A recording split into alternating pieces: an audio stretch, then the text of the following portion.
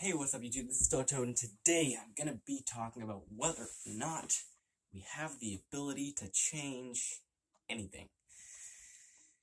And the answer is no, because we are egos, okay? And an ego is basically a personality. It's basically a personality. It's traits about yourself that you've chiseled out to form a self-image that you're happy with. Now, when you do shadow work, you unchisel it and form an image that you had from the beginning, your authentic self. And then you can redirect parts of that in order to make it more positively impactful, okay? Either way, it's still an ego, whether or not you do shadow work, though doing shadow work does bring you closer to your higher self-consciousness. It lets your higher self-consciousness drip into you a little bit more to a natural point, okay? Now, that's still a very small amount, because your higher self is inconceivable. It's ineffable, completely, okay? And source energy is even more so. So, what I'm going to be talking about is, unless you're very, very connected to your higher self, okay, which is like maximum connection to your higher self while still maintaining an ego, you're not going to be able to really change all that much, okay? So I'm talking about like telekinesis, moving objects, aerokinesis, any sort of psychic ability, third eye perception, not third eye perception, because that's just viewing something, but any of that, okay? Or moving energy around in any sort of way. You're not going to be able to do that unless you're very connected to your higher self, and you form connection to it every single day. Okay, so that's what in the Bible they call, what do they call that? I don't know, relationship with God or something. Basically, there are some things that you'll never be able to change, okay? Because when your higher self has it set for you to have a specific experience in this incarnation, then what's going to happen is this incarnation. Okay, so if you're set to have a specific experience in this incarnation, then in this incarnation you're going to have that experience, even if you try to change it, even if you're very connected to your higher self, okay? And if you're very connected to your higher self, you're not going to want to change it, because you'll probably have an intuitive understanding that that's the experience you're meant to have, even if it's absolutely terrible. But if it's very terrible, then you're probably going to try to change it anyway, and it won't work. And what can happen when you do that is, since it won't work, you might not have faith that the higher self even exists. You might just start thinking that it's all an illusion right in your head. Now, what am I at? 3 minutes. Okay, making a good timestamp. I can only make this 9 minutes because storage space.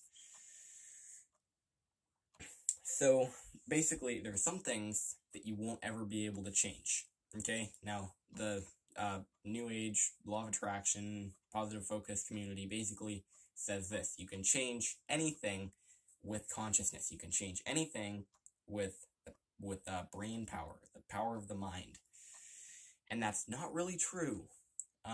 That's not really true, because if you were incarnated into this life, to have an experience, then the fact is that this experience will be that experience that's already set.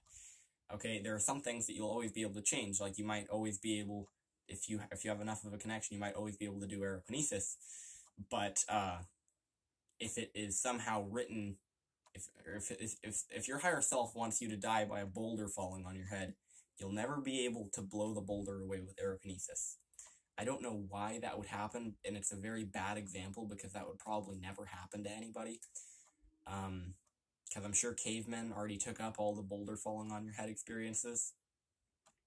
But yeah.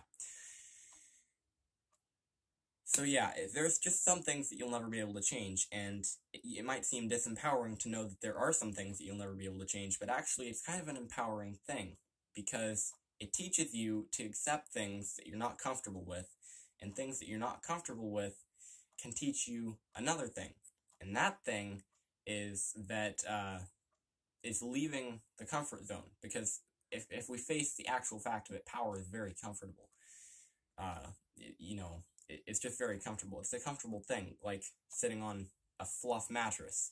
Except the thing with a fluff mattress, just like power, is it'll break your back. Your back will get all unaligned and weak, and you'll have posture problems, be walking around like this, which is why I sleep on wood. This is my bed right here. Well, I have a blanket on, of course. Check it out. So yeah, that was kind of a side note. But yeah, if you've experienced being unable to change something, then you'll know what I mean by it's empowering to know when you cannot change something. Like my dog has been missing for a month now. He is my best friend. I think he might be still alive. I'm not entirely sure. I have no idea where he is. We put posters up everywhere. I did everything. I did magic. I used prayer.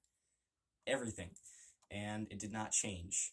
But what it taught me is that it taught me a lesson that nothing is actually predictable, because with spirituality you get this idea that everything has a purpose, and that makes you think that everything is kind of written out. So you have this instinctive understanding, and positive focus is a huge negative for this, because you'll think you have this intuitive understanding that everything is going to be okay until it's not. And when it's not, and you're unable to change it to being okay again, then you're going to have to learn a hard lesson. And that lesson is that some things, even when they suck like hell, you have to experience. And you're going to have to figure out how to get back up again after the boulder already has fallen on your head and crushed your skull. You might be getting up in the astrals, but you're going to get up somehow. So, yeah, that's what this video was about. Let's see how much I fit that into. My phone is sideways, so this is why I'm like this. 7:16. Okay, I'm going to talk until this thing goes out, so I'm just going to do my outro now. Leave a like, subscribe, comment, and share this video. This is Stellar Toad. I'm not going to say bye, though, because this is going to just cut out at some point. So, now I'm going to talk about Red Bull. My voice just cracked. So, Red Bull, I've had 2 of them today. Those taste really good. And that's all I have to say about that. See ya. Wait, which one do I do? See ya.